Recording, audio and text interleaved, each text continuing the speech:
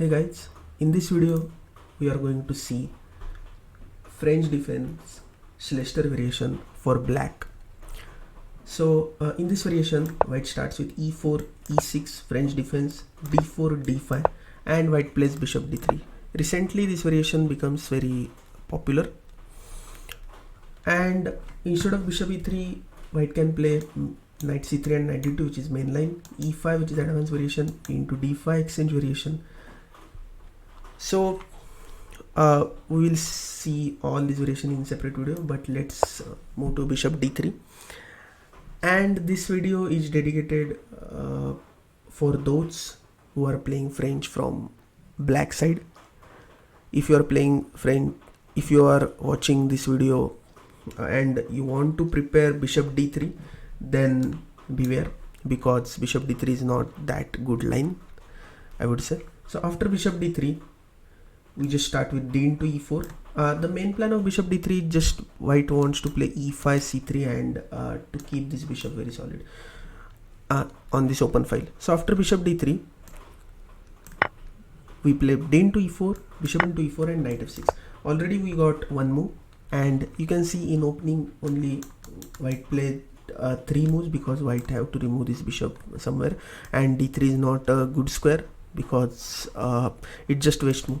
So that's why white plays bishop f3, which is main line, and you saw that bishop d3, bishop e4, bishop f3, white just wasted 3 moves. So obviously it's not a very good opening for white. But after bishop f3, black should know what to play. So we have to play bishop d6, and we should take control of this diagonal. So after bishop d6, here are 2 major moves white can play. First is knight e2 and second is c4. So c4 is clear, like white's threat is to play c5. So but we just ignore threat and we play short castle. If c5, then we just play bishop e7, and now you can see this d5 square is completely weak. So our plan is to just play knight c6 or e5 and put pressure on d4, or play c6, b6 and put pressure on c5 and eventually on d4. So this is not a very good line for white.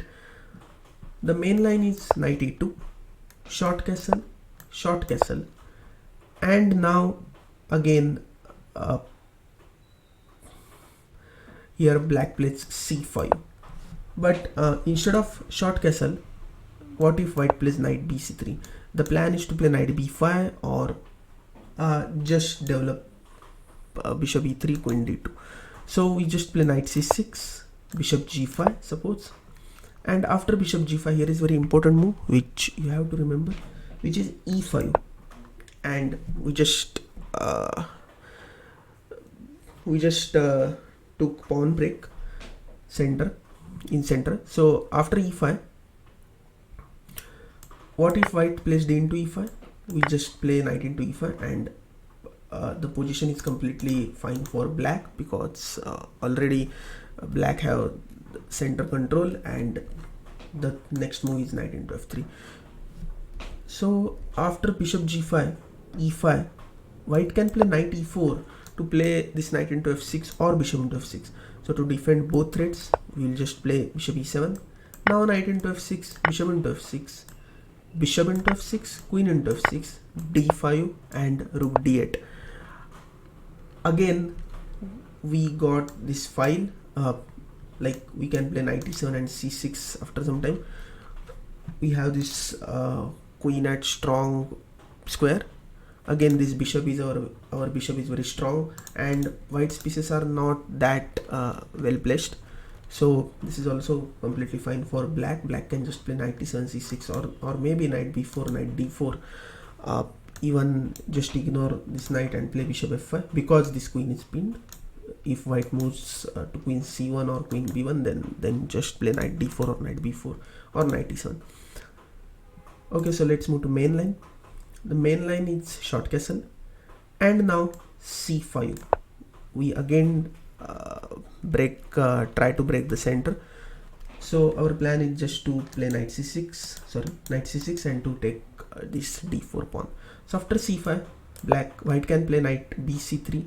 We play knight c6, bishop e3. Obviously bishop into c6 is very bad move because white just lost double bishop advantage and our bishops are very strong. You can just develop this c8 bishop by playing c into d4, knight into d4, bishop b7, and then slowly c5. Then that's why after knight c6, white plays bishop e3, and we just take c into d4, knight into d4, knight e5, which is also a very important move. So you saw knight e5 and e5 and c5. The central breakthroughs are very important, and to keeping our pieces in center, to controlling center is very important in this Schlechter variation. So after knight e5, knight d b5, bishop b8, bishop c5 to capture our rook. We just play rook e8, queen into d8, which is obviously mistake because now black can take this knight into f3, g into f3, and rook into d8. Here we have this double bishop advantage, plus this pawn structure is now not that good, and black's next move are a6 b5 or b6 a6, bishop d7, bishop c6, or maybe if white plays rook f d1, we can play bishop d7 simply, and this is again absolutely fine for black. So that's it for this variation, and as you can see, this variation is obviously not that good. So bishop d3, d into e4, bishop into e4, knight f6. So if you are afraid of this variation from black side, then don't be afraid, because white is just wasting 3 moves: bishop d3, bishop e4, and bishop f3. So you can just play this variation quite easily from black side.